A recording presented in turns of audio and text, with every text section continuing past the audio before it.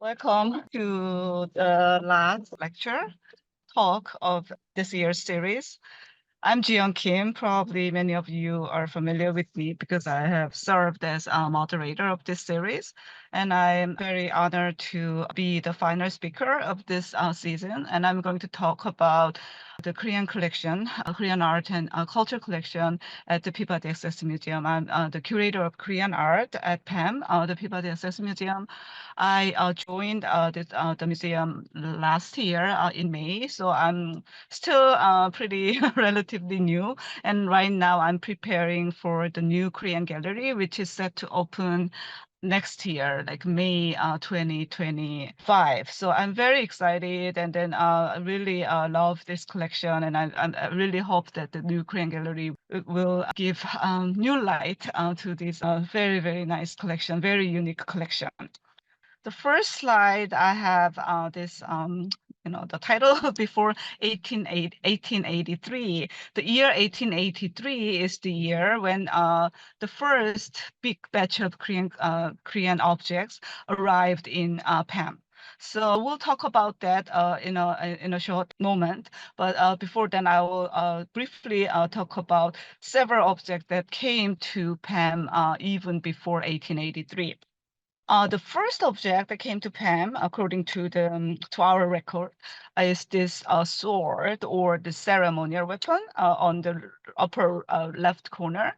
So I'm not really sure what that is. It's made with the tip of the lance, probably, and some the nuts. So it's a kind of composite, like the object. But this one came to PEM in 1870, so that's even before this first U.S. expedition to the Korea, which is known as the Sinmi-Yangyo. So it's very, very early. And in 1882, right, so Korean government, Korean king, Joseon, back then it was Joseon king sent a group of envoys to Japan to make them like learn the new, like the Western, like civilization that the Japan was adopting, right? So there was this bunch of people, and then these people met Edward Sylvester Morse, who was the director, the only director of the museum. As a museum director, whenever Morse met these new people from foreign countries, he wanted to get something from them as an ethnographic, like the specimen in a way. So he met Yoon Ung-yeol, who is the father of the well-known politician and educator Yoon Chi-ho. And then so Yoon Ung-yeol gave this fan to the Edward Sylvester Morse, and with the poem written by another delegate named like Lee Soo-jung. So we have this very meaningful fan given by Yoon to Edward Morse. So and also PEM has several like name cards of very well-known Korean individuals, including Kim Hong-jip and Kang Wi and Yoon Ung-yeol himself. Okay, so before we move to 1883, I'll just show you several like early photographs in PEM's collection. So this is the view of Jaemulpo, the present-day Incheon. Although these photographs are relatively small in size, but some of these photos are in extremely like printed in extremely high resolution. So if we look closer, if we zoom in, we have very, very interesting like details that shows very vividly the lives of Korean people in late 19th century. So as you can see here, we have the scenes of shops, the people working in these very narrow alleys and even on top of the roof. So we have very interesting like view of people. Very diverse like experiences of people in at the end of the 19th century. So yeah, so we can even like read some shop signs right here. Some of them are really like readable, and then we see people walking and having conversations. So very lively and very uh, very candid type of like the photo that we have here. And then we have some later, like the studio photo taken in studios. So we see some props, and these are more like set up, but still we see this very vivid view of the Korean fashion and how people what kind of clothes they wore, what kind of hats they wore. So this very, very interesting like details that we can see here. Okay, so we'll talk about 1883, the Morse and Willendorf collection.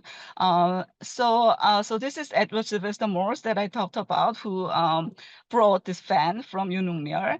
He is the only like director of museum, and he's a very, very like prominent um, individual in the history of museum and history of Asian studies, of course. And he was originally a zoologist, but he went to Japan to study like shell, and then he became really fascinated with Japanese like archaeology and art eventually. So and he was the director of Peabody Academy of Science, which is the president of the Peabody Essex Museum now. But he never, so after he came back from Japan, he wanted to collect some Korean objects, but he never went to Korea. So he collaborated with Paul Georg von Millendorf, who is a German diplomat to Korea, and he was an advisor to the King Gojong. So by this collaboration between these two people, more than like 200 objects arrived in PEM in 1983. Yeah, so this and Morse had a special interest in ceramics, especially Japanese ceramics. So naturally, many of these objects were ceramics. So we see all kinds of ceramics that were sold or in the market, but at the same time, we see some like more like a precious the ceramics, just like this blue and white ceramics on the right upper right, and which has the stamp of the royal kiln. But many of these objects are very unique. For example, these two stacked cups, it comes with the original package. Okay, so you see this kind of plant root that tie these two cups and saucers together originally in the market. And then besides ceramics, the Morse and Millendorf collection included all kinds of different objects, such as hats and small like toys, glasses, brushes, and all kinds of things. Very interesting. And one of the most beautiful objects from the Korean PEM's Korean collection is this soban, the small individual table used for Korean style floor like dining. So what is very special about the table is that this pattern on top. Okay, so I have detailed photo. So this is the mother of pearl inlaid pattern. But what is very special about it is this is a pattern of combined combining the plum blossom and crackled ice pattern. Okay, so it was a really popular pattern in China. So in back then it was used especially popular for like New Year's gift, because you know this analogy of plum like blossoming first time after this long cold severe winter. Yeah, so plum breaking the ice. So this is a popular pattern in China, but curiously, it wasn't really popular in Korea. So as far as I know, when I asked a lot of like curators and scholars in Korea, but they never seen this pattern, right? Especially on like furniture or like on tables. And the shape of the table is very unique as well. So yeah, so we have lots of questions about this the table. So some people wonders whether it was a gift from a Chinese person to Korean or vice versa, but we're not sure. But anyway, in any case, this is really, really beautiful, very extremely well made, like soban with very crispy, the open work, the carving that you can see on the bottom part of the table, and of course the mother of pearl inlay on top is just very exquisite.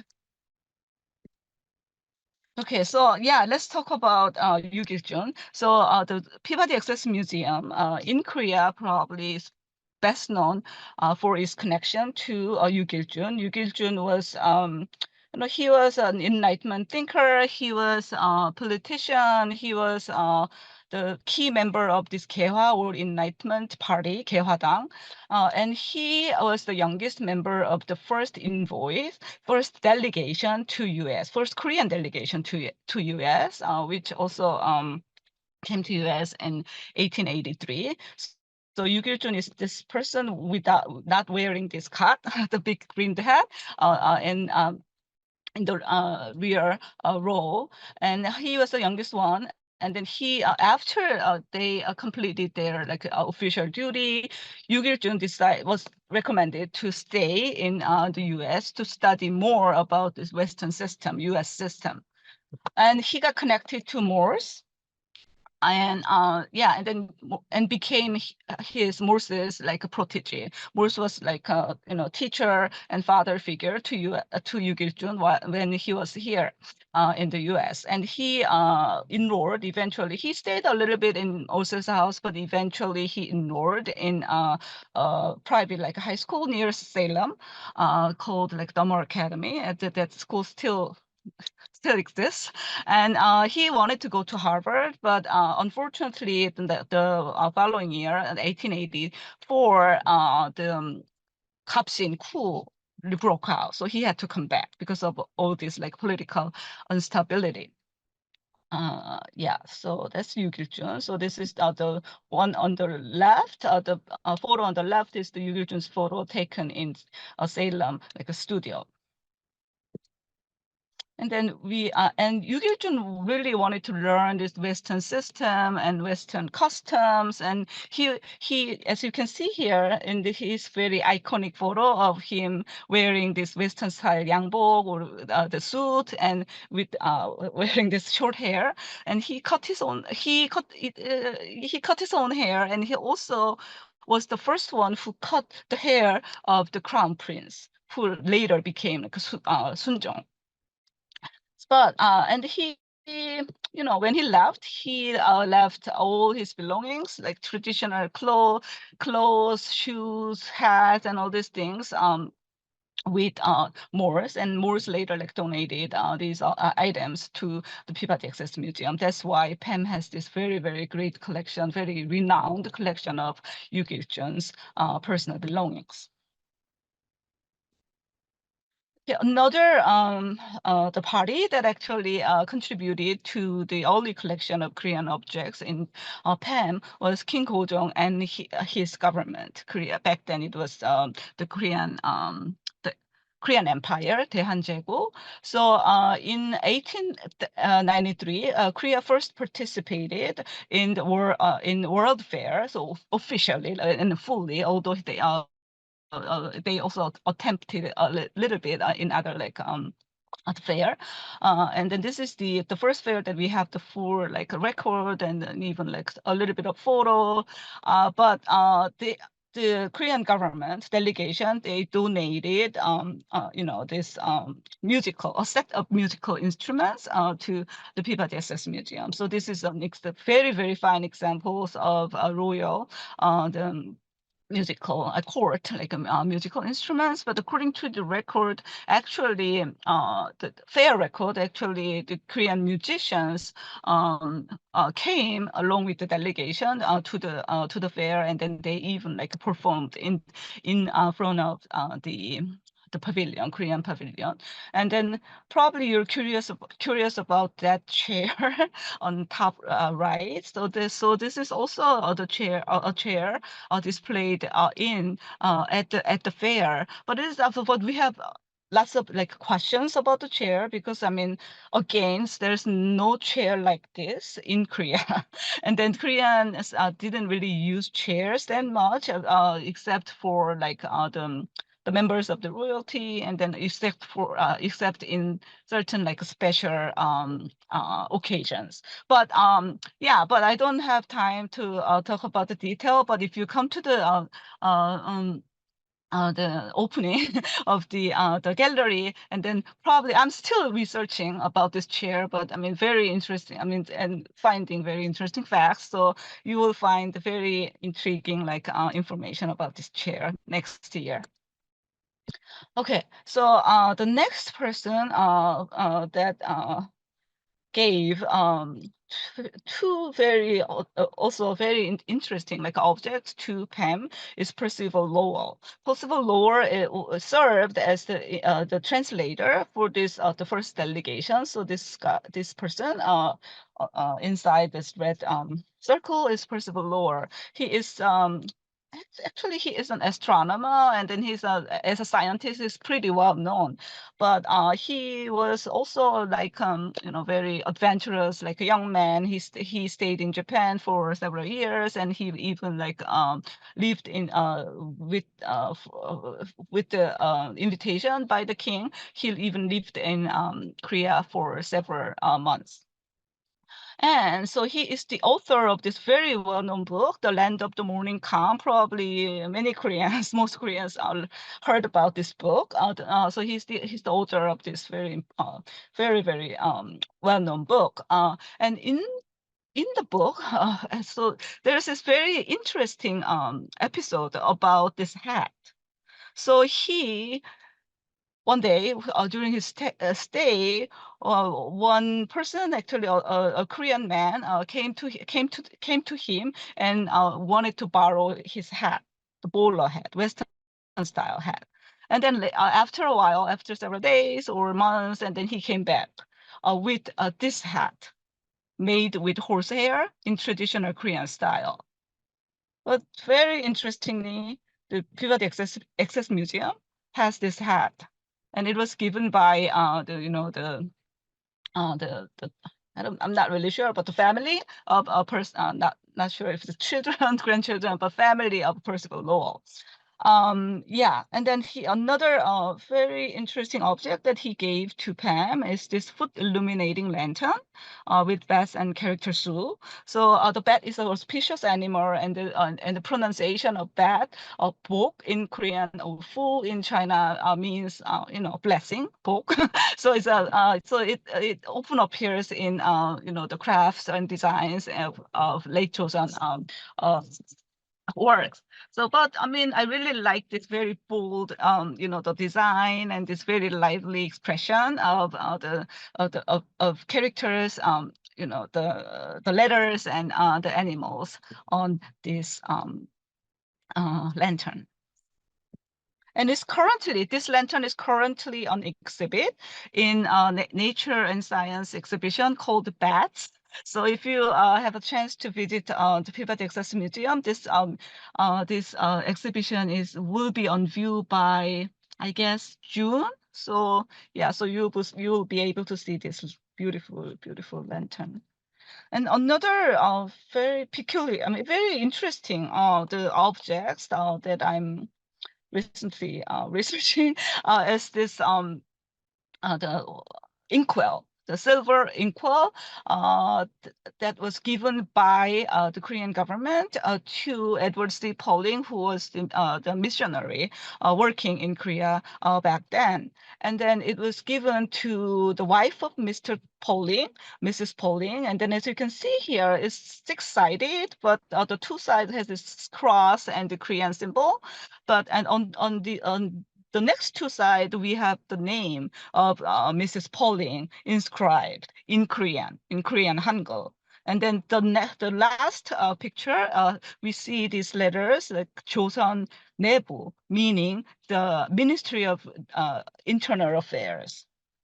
Yeah, so given to so there was these, and then recently I also found a very similar inkwell in a private collection, and then it has the name of another like missionary on it. So I think, so my guess is they made a lot, whenever they have these guests, and if they invited these missionaries or foreign individuals as guests, maybe they made these the inkwells and other, like sometimes you see the incense burner. For example, probably many of you heard of Dr. Allen, very important figure in Korean history. He was a missionary, but the Queen Gojong actually gave a huge the um, incense burner to him. Okay, so the last the collector that I'm going to talk about today is the Edwin Vernon Morgan, who is the final ambassador to the Daehan Empire, Korean Empire. So he stayed in Korea in briefly in 1900, and also was appointed as the ambassador, the U.S. ambassador to Korea in 1905. But he was the one who had to close down the legation, the U.S. legation, because I mean probably some of you know what happened in 1905. Right? So Korea lost its diplomatic the right, and then after 5 years, Korea lost its sovereignty, and then it became annexed to Japan. So it was part of this history. But during his short stay in Korea in 1905, he actually collected a lot of the Korean the objects. He I the Peabody Essex Museum's Phillips Library also has with Edwin Morgan's diaries, and then there are many interesting details about his life in Korea. So he even had auction in the legation. So because he had so many stuff he collected. But this is and when he came to US, he brought a lot of things from Korea, including the things that was already there in the legation. So you see this the photo on the left. You have this view of the American legation in 1904. That's it, before Edward Vernon Morgan came to Korea. But because he took over, because probably he had some right about these things in delegation. So you see this the screen on the back. Can you see it? Yeah, but it's kind of hard to see here on the screen. But if you have a part by part, do a part by part comparison, it's pretty sure that this is the very painting that is now in the Peabody Essex Museum. So this is definitely a core. I think definitely a court screen. Based on the on these techniques, and then there are lots of use of goals.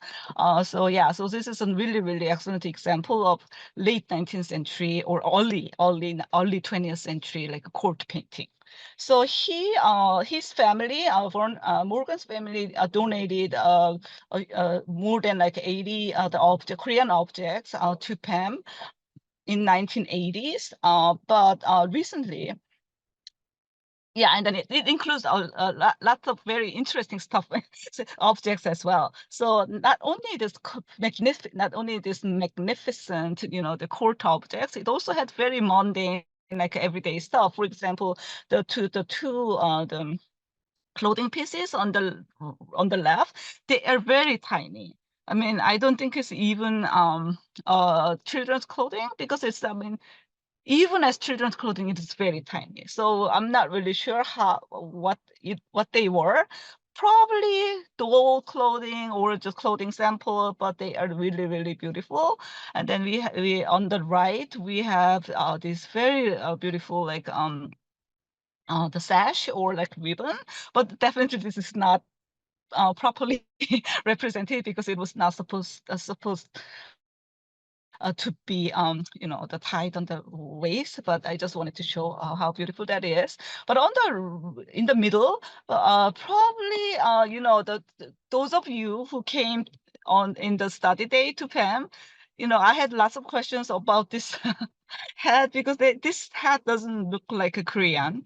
But at the same time, if you see this ear part, it is made with horsehair, and then in the very traditional Korean style. So yeah, we have lots of theories about this hat, whether it is a theater piece or is a specially made, like custom made for foreigners. But I mean, lots of interesting questions actually, and uh, yeah, they can be asked about these objects. And recently, the Morgan's family donated like two more objects. One is bandaji, very nice, nicely preserved bandaji, and the other one is even more nicely preserved. The screen, a tenfold screen. These are two of the recent acquisition that came to PEM last year, and then both of these objects will be on display in the new Korean the gallery. Okay, so I will just show you some more pictures of they came to museum later, like in 20th century, through like the dealers. So a big very big batch of Korean objects actually came to PEM in 1927 through a Japanese dealer, the called Yamanaka company. And some of our best Korean the stuff came through this route. Yeah, and then it also has some very unique objects, such as Rami shop flag that some of you also saw on the study day. So this is the flag used by the Rami shop, the Jeoppo, one of the six government-regulated shops, Yu Kiljun. But because no other flags remain in Korea, we can only guess how it was used.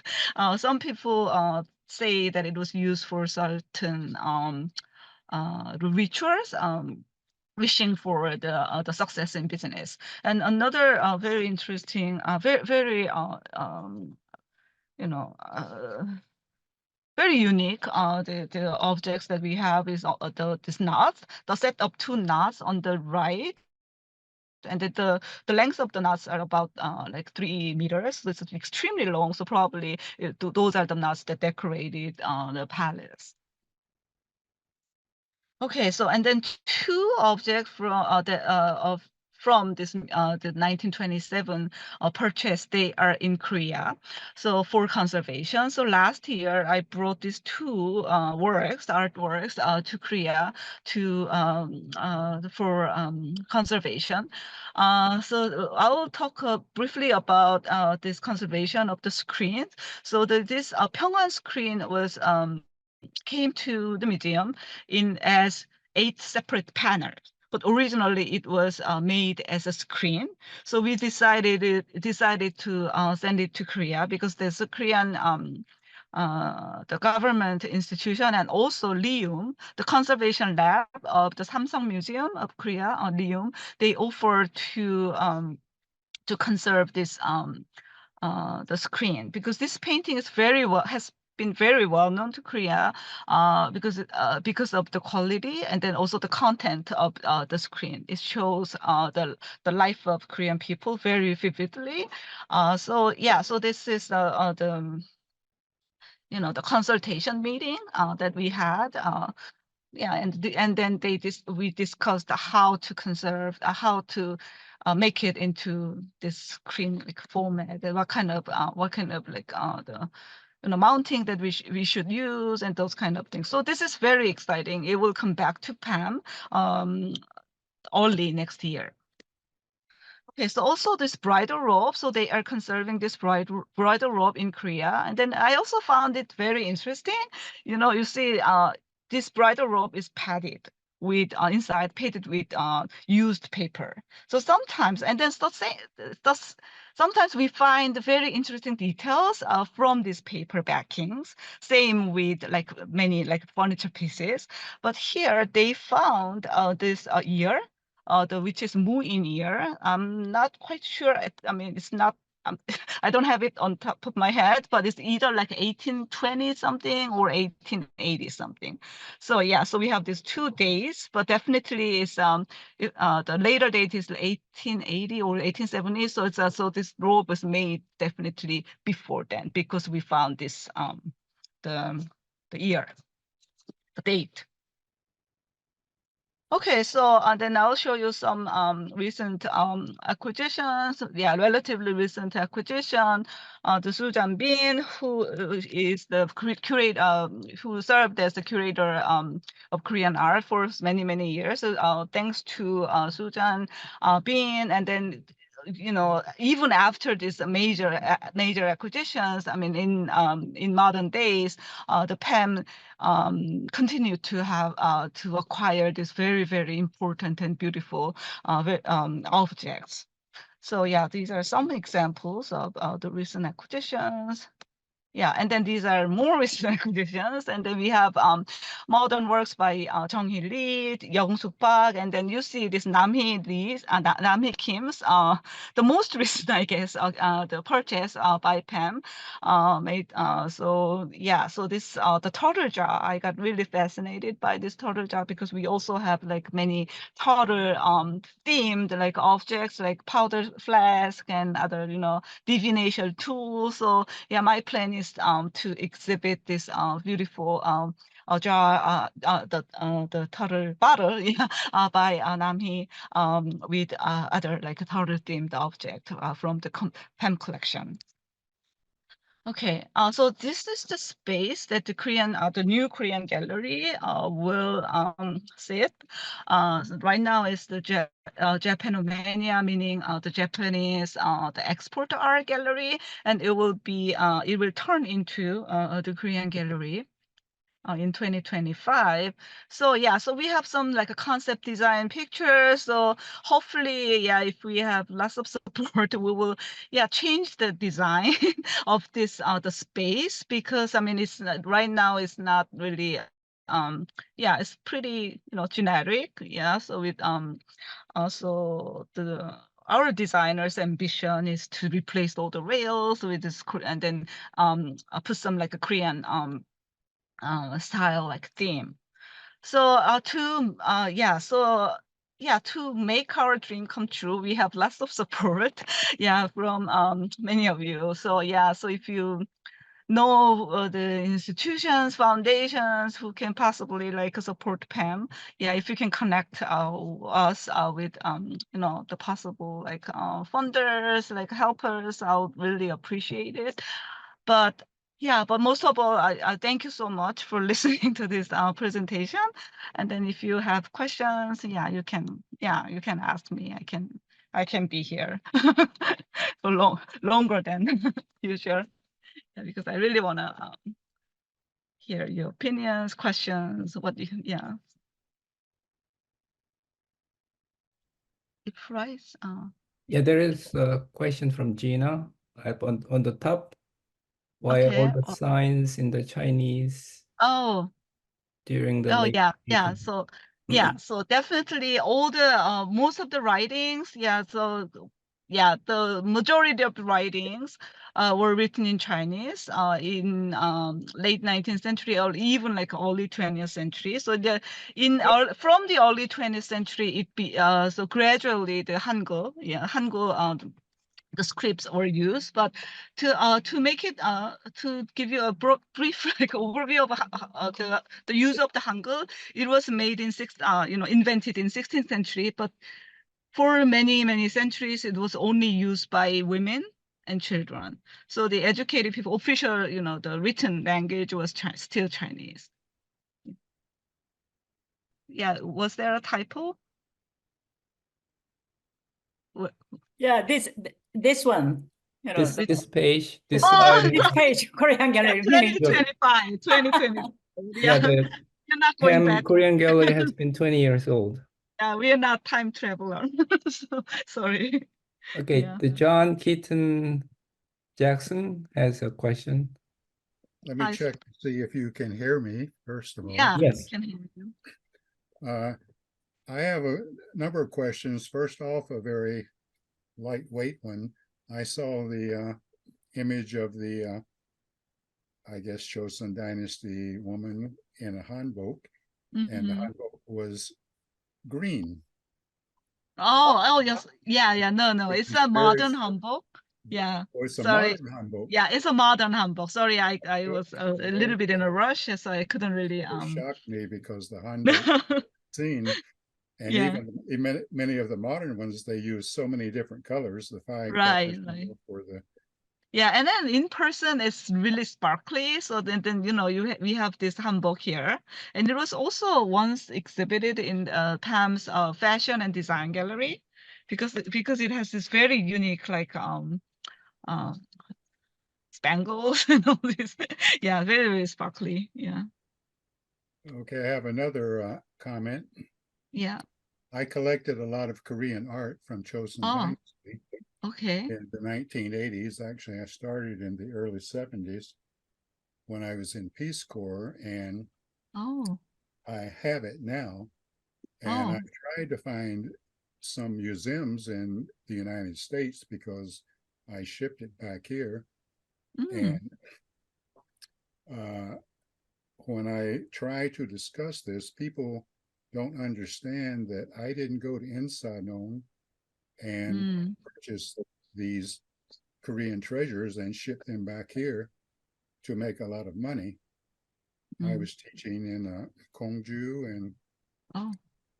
I got $500 a month, and that was a lot. And I had extra money, and I went to the little antique shops Mm. on a weekly basis, and we became friends. And they would bring Oh. in the pojagi full of rolled up screens, and it was really Yeah. interesting to me. And I thought, well, this is a good way for me to preserve something of Korean culture. And also, I did it for my own purposes because at that time there was no sort of social security kind of system for foreigners in Korea. So, kind of to be my nest egg, Mm. and I ship them back here and I have them here. And they are stored right upstairs now in my house. Wow, amazing. I've tried Amazing. to find museums in the United States who collect Korean art. And I contacted one of the probably the biggest museum that collects art. And I was told that we don't have any money to collect this art. And Oh. I know that a lot of art is donated by people who have the money to donate.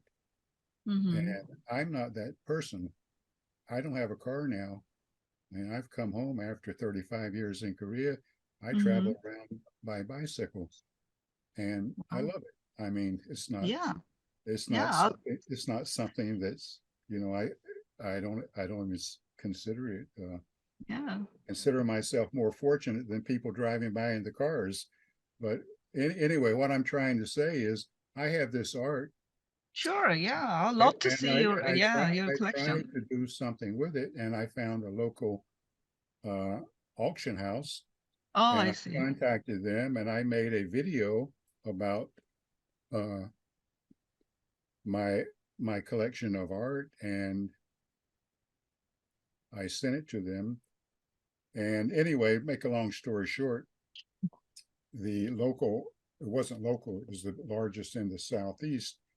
They had the auction, and I had a Munjado Mm-hmm. 8-panel screen that I would love to have given to a museum, and I did not want it to go to someone who had made money on Bitcoin to put it on their wall as a trophy piece. And I tried my best to find someone, Korean Korean Yeah. American community. I mean, Mm-hmm. there's a lot of money out there, and I wasn't doing this to make a lot of money for myself. And it went up for auction, and there was one bidder, and it went for, well, not close to what it was worth. And that's not the problem with me. It's just that I don't know where that screen has gone. And that screen is as beautiful and valuable and a kind of heritage, and it's gone. Mhm. So, Yeah, it's sad that we don't know where it is now. yeah, I don't know where it is. Occasionally, I Yeah. watch the. Yes, They should go to a museum. maybe can John stay on after the symposium is officially done so that Jiyeun and John can talk Oh, afterwards? Well, Yeah. Maybe we can. anyway, there are a lot of people here, and maybe someone will find a museum who is interested in what I have. Yeah. sure, yeah, of course. We can stay yeah, after, but I also wanna answer to Mindy's question, because how many items will be displayed. Oh, okay. So show, yeah, many of the items that I showed you will be on display. Altogether, I have the checklist. Right now I have like probably 80 to 90 like objects, but those include very tiny objects too. So yeah, but yeah, that would be like 80, 90, including tiny objects. I have a question, and I understand the PEM had in the previous Korean gallery focused more on the Yu Kiljun's Yeah. the objects, and when you reopen in 2025 next year, is there a Yeah. change in a theme, or you have a different focus on the object or the exhibition in Korean gallery? Right. So I'm so I'm finalizing my concept right now. So it's yeah, I think I can share it more with confidence after we had like the concept review with the director and everything. But yeah, so yeah, definitely we will focus on this moment of encounter between between Korea and the US, and Yu Kiljun is a big part of it. But we will also, I mean, I think the previous gallery also shed light to the life of Korean people. So in that sense, it will continue what the previous gallery did. Yeah, so but we will but just I showed this the zoom in the picture of the photograph. So that is actually the one of the concept of the gallery. Through these objects, through these some of these objects like came to museum through many different like paths. So Yamanaka company, for example, Japanese dealer, probably there were some, very like a gray areas, and then there's missionaries and the diplomats in Korea. So there was certainly this power relationship between the US and the Korea. But anyway, through these objects that happen to stay here, we have a really good glimpse of what people actually like experience at that moment. So yeah, so I really want to shed light on these on their like experiences, very very diverse experiences, yeah, lived by people back then. I have a question for you. Oh yeah. How many have you seen all the collections that the museum has? Most of them, yeah, so but we the PEM is in the process of big move. So we are moving the collection from our old storage to the new collection center, which is brand new and pretty nice. But but during this time of move, which we think it will be like at least like 5 years, sometimes it's a little challenging to access like a certain collection. But luckily there was everyone in the collection department was very supportive. So I think I saw a good part of it. Yeah, at least. Are they in the main building now or somewhere else? So there's a storage building, the old storage building called Armory, and then we are in the process of moving things from Armory to this new collection center, which is located like 30 minutes from Salem. Oh, I see. Do you know if the Korean exhibit, that space will be permanently assigned to Korean art, or is it just temporary? we cannot really talk about being permanent. I mean, institutionally, we don't use the term permanent because nothing is permanent. But we use right now we use the term long term, right? So, but at least yeah. So the current concept that I'm planning will go for at least like 10 years. Then it will have another like a concept, but the space itself will remain as Korean gallery. Yeah. Okay. All right. Thank you. Wanted to ask something. Oh yeah, sure. I mean, I remember years ago, Maya Henderson had put aside her Jackie to Peabody Essex. And I think Jackie. you have that white ceramic Jackie. Yeah. And I wonder if you are willing to do anything with that. Oh, the Jegi. Okay. Yeah, the ritual vessels. So probably, I mean, we have this the case for rotation. So for the first year, I think I want to show as many like paintings as possible. And then you know, paintings, you know, you have to rotate paintings. So probably next year. So for the second iteration, so we will I will change one painting with the you know this the ritual painting. And then my plan is to juxtapose this ritual painting with the ritual objects, like ritual vessels. Yeah, so Yeah. Well, that, I was just also thinking that would be sort of interesting to set up actual 제사상 with, yeah, you know, actual thing that may be, you know, very educational as well as right. Yeah, so yeah, so yeah, we are exploring a lot of like the different like design, like you know the concept as well. So for the second iteration, we will have another like design, like a concept meeting, and then you know this another concept will be developed. So maybe yeah. So that's a good advice. And I wanted to actually also ask about Percival Lowell. Oh yeah. Yeah, I have a friend who is actually trying to write about his biography. She has all the material left to her. So one of her distant uncle, I guess. Mm. And do you have any things that he actually acquired while he was in Korea? The Percival Lowell. Yeah. Not sure because I mean, as far as I know, those are the two. We have I think probably a couple of more small things from him. But he was not a major collector. Yeah, and He then he wasn't was like, yeah, he was not. well, you know, I wonder if he, I mean, I will talk to Carol if she has anything to give it to museum, but, Yeah. you know, it sounds like he was a very early American to open the Korea into the West. And, Right.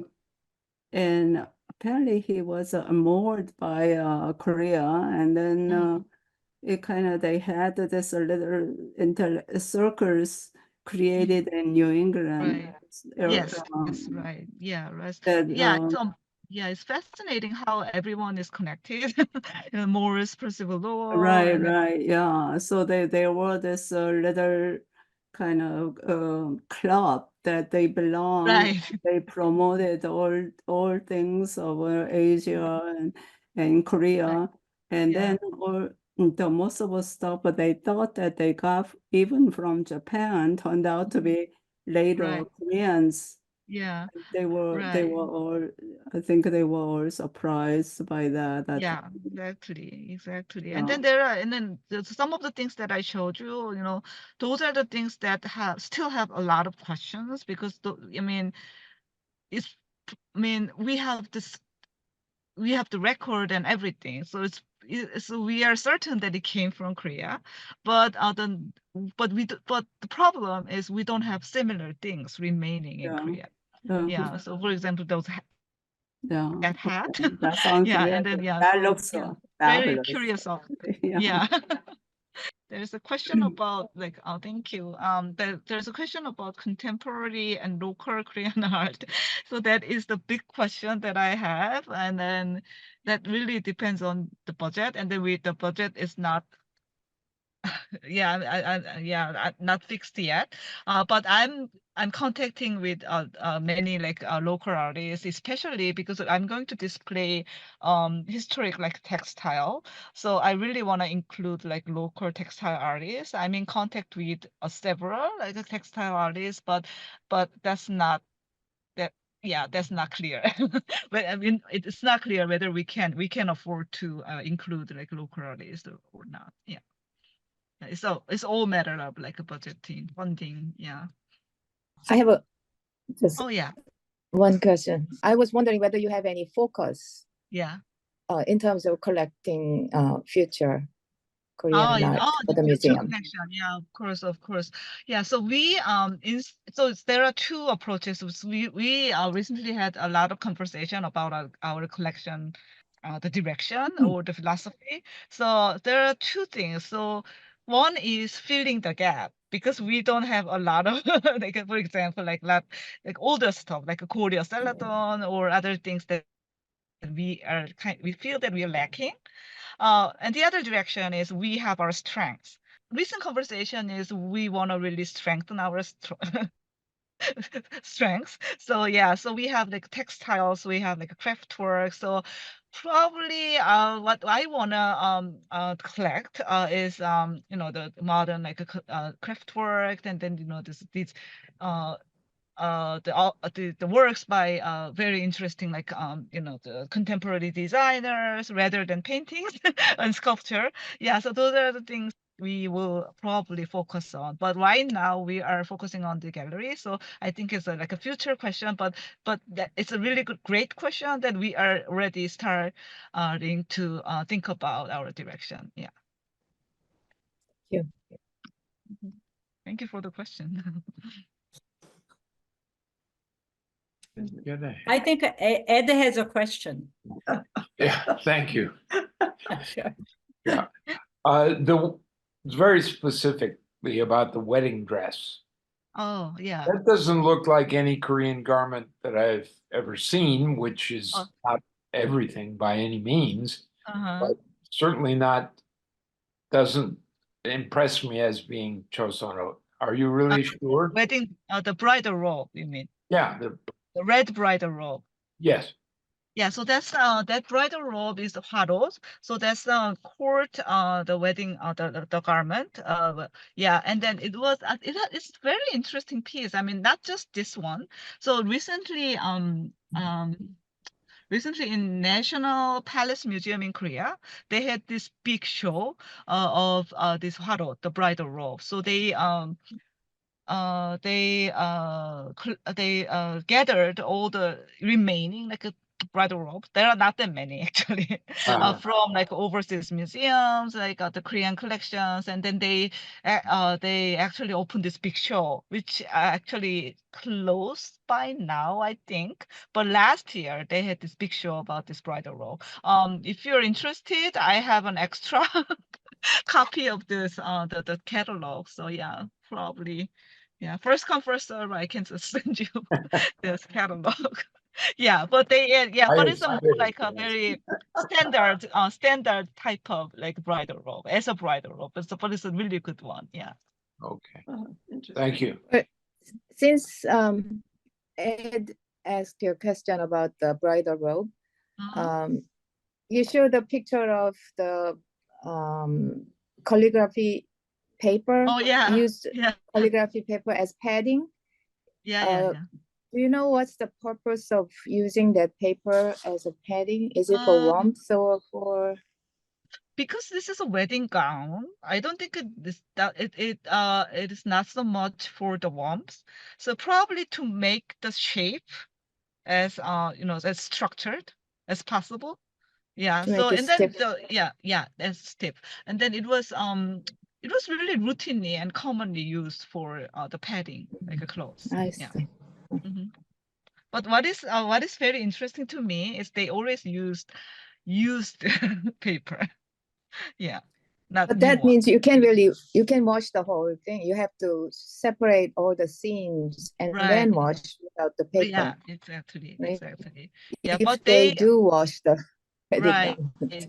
right, and then but they have to tear apart the seams just to conserve, yeah, to treat, right, the robe anyway. So yeah, but it was a very pleasant surprise that they found the date.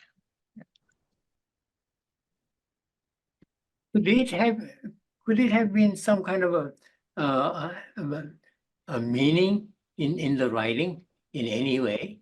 No, I don't I didn't really check, but usually those are I mean in many cases those are like uh, the exam papers used because this is a royal robe. They use a lot of like exam papers, you know, the for 과거 시험, and then they so because so many people like sat on the exam. So after they turned their exams, they have this surplus of exam papers. So they yeah, so in many cases they use them for like the padding of clothes. Thank you so Okay. much for this great season, Oh, by thank the you very way. much. And Thank you. yeah, Thank you very much. See you next year.